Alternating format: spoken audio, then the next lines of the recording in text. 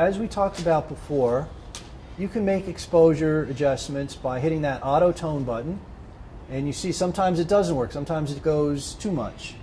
So you could either work from that point, sometimes it's a good starting point, sometimes it's too much. I'll just Command Z out of that. And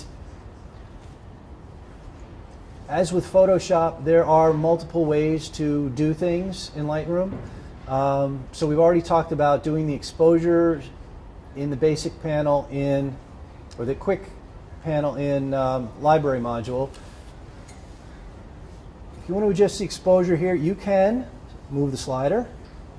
You can grab on the histogram. If you notice, the histogram shades change color, or shading, I guess, depending, blacks, shadows, exposure, highlights, and whites over at the far side.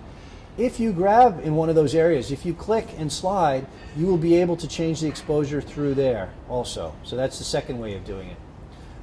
If you go down to the tone curve, a couple of ways of doing it here. You can play with images in the sliders down here, and you can also use what they call the targeted adjustment tool, which is this little guy right here. This is available in several different panels within Develop. So if I click on this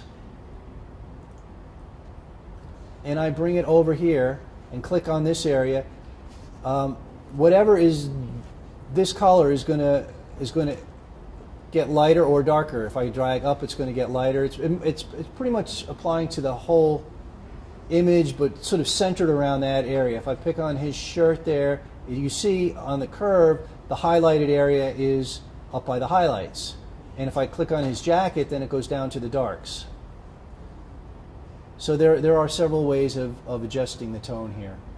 So in earlier versions of Lightroom, there were different ways of controlling it. So with Lightroom 4, you might have slightly different things, but it's the same idea here. Now it's consistent. Anytime you move a slider to the right, you're increasing it, whether it's exposure or highlights or color temperature. Anytime you move it to the left, you're decreasing it. So you can also, with the color temperature, other than the dropper, which we saw, you can manually do it by going to the slider and sliding over stuff. If you want to zero it out to where it was before, you can double click on the slider and it goes to the starting point. And same thing with the tint control. To the right is more to the magenta, to the left is more the greens. Double click on it and you're back to your starting point.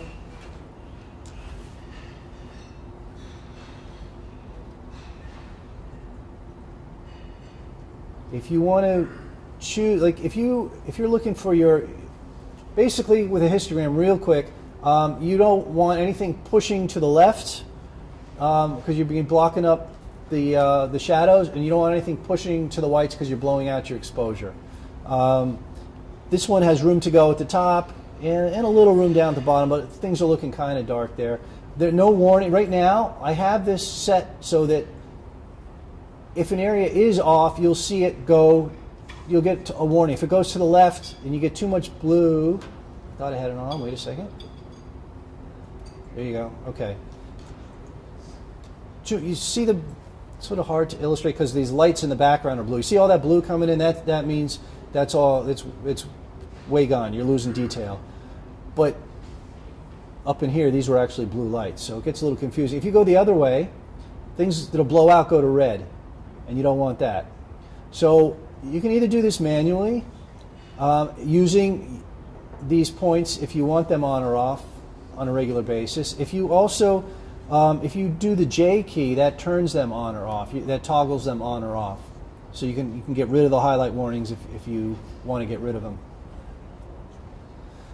If you want to check out, you can also slide down here with your whites and go that way, and you can see where you are. If you want to be like right at the edge of your whites and right at the edge of your darks, you can go down, and if you select the Option key in a Mac or the Alt key in Windows, at the same time you click on the whites slider, you'll see the top end. That's where you start to clip on your whites. That's probably where you want to be top, depending on your light source. Anything that's shaded red here, it's going to blow out. It's not going to show up in a print. So you might want to back down just a little bit and barely have that showing. Same thing with the blacks. Hold down the Option key.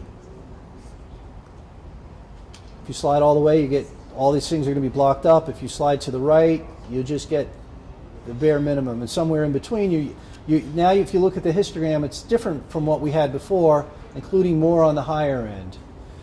So that's one way you want to play around with stuff. If you have, let me just show you. G key got me to the grid mode. Sometimes if you have an image that's looking flat, I'll just go to that one. I'll go to D. Your contrast, your black points are something that can help you in a big way by giving more punch to your image. If you see here, there's no real blacks or shadow info, so you can do it manually. You can just go to the blacks and push down, and you get something that looks a little bit more contrasty and has a little more life to the image. Or the same thing here, you could do the Option key and click on the black slider until you get something, and that's maybe like what it suggested. You can decide if it's too much or too little. I think it's a bit much, so I might just visually look at that.